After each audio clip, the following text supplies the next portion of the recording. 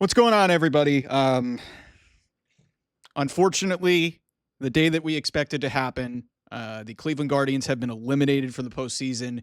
6-3, they lose Game 3 of the American League wild card to the Detroit Tigers.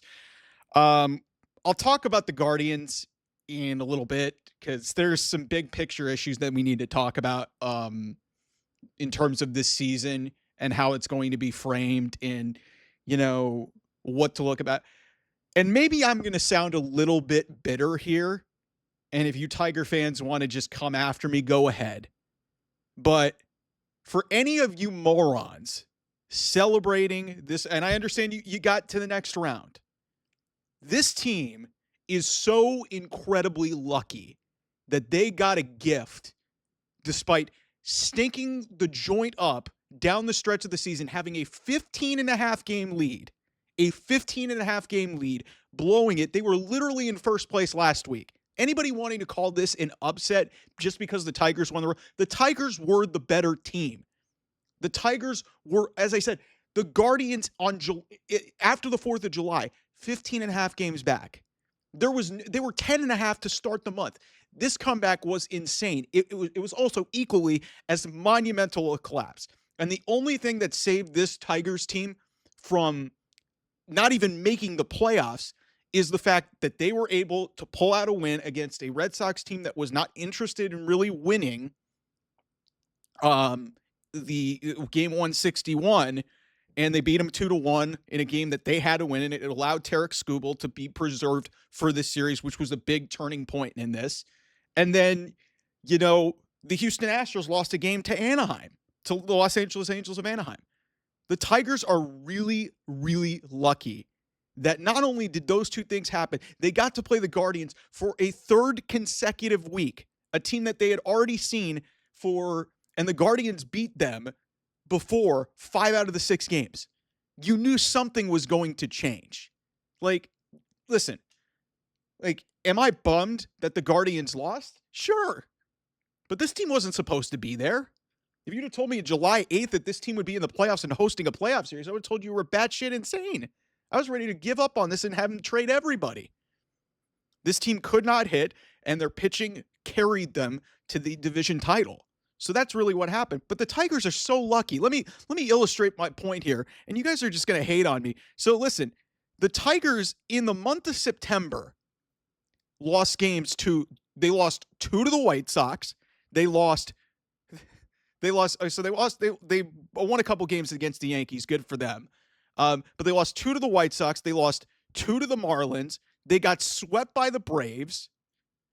Those are 3 of the worst teams in baseball. They got swept by Atlanta at home. Swept by Atlanta at home. The Braves are not good. And you expect me to, and I understand that you're going to get excited about winning it. It's like, y'all, you should have been in the division series already. You should be hosting Seattle. You should be hosting New York or Boston.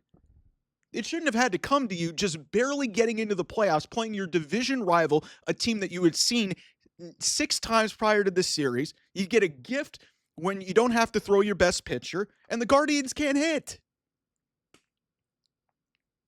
In a real world, this series should have never happened. Good for the Tigers, man. But if you expect me to be you could be overjoyed. This team is so unbelievably lucky. So unbelievably lucky. Like I said, you lost games to the White Sox, the Marlins, and you got swept at home by the Braves to cough up an unfathomably big lead that was double digits at the start of this month, and you don't even get to host in your own venue. Congratulations, you won, and you got a gift, and you took advantage of opportunities because the Guardians they shouldn't have been in this position in the first place. So, listen, it's just, I'm really frustrated because of all the people who were talking shit. They were all miserable, and they were ready to, and then they get a new lease on life, and this is why sports and baseball is kind of stupid. A team that lost 5 of their last 6 to blow a division lead was in first place. This is not an upset, man. This ain't an upset, man. The Tigers are a way better team. The Guardians' 2 best players couldn't hit in this series. Jose Ramirez got caught, you know, carrying an important piece on the base pass and got thrown out. Listen, Will Vest, I got to say this. I'll give Will Vest, I don't think it's going to get nearly enough credit for being as crucial part of this series. So I'm going to give Will Vest credit, like, and Dylan Dingler, congratulations to him, longtime Indians fan. Of course, it's so Cleveland that a longtime Indians Guardians fan who is now playing for the Tigers is the one who got the winning run home with the home run in the 6th inning. It's fitting. But the second I saw Hunter Gaddis go out there, Eric Sabrowski can't get a ball to. He was very lackadaisical, turning the ball over to first on a sacrifice situation that led to another base runner. The minute I saw Hunter Gaddis get in that game, I was like, this is not good. And it was amazing that Cade Smith got through an inning, but it was because, it wasn't the Tigers knew that they had a 3-run lead. There was no real urgency there. But this team has a World Series winning manager. They have all-star players across the way. Javier Baez, I don't know where this Javier Baez was, but I'd like for him to stay back 10 years ago with the Chicago Cubs because he was a terror. Gleyber Torres. Listen, they got talented dudes, but it shouldn't have come to this. It shouldn't have come to this. At the start of September, I was like, man, how the hell are we, like, me and my buddy Edgar were talking about this.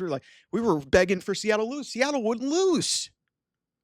And then we saw that the division lead kept shrinking down. I was like, okay, let's go try and get the Tigers. It was a fun idea. And so they got in. So it's just like, listen, if you're a Tigers fan, you're inclined to feel happy about it, but you should also recognize that you're incredibly lucky to be in the position that you're in. Because, we'll see if Tarek Skubal ends up throwing game 1 because he threw on Tuesday and now you're going to go to Saturday. He probably will. Maybe they'll wait until game 2 to have him.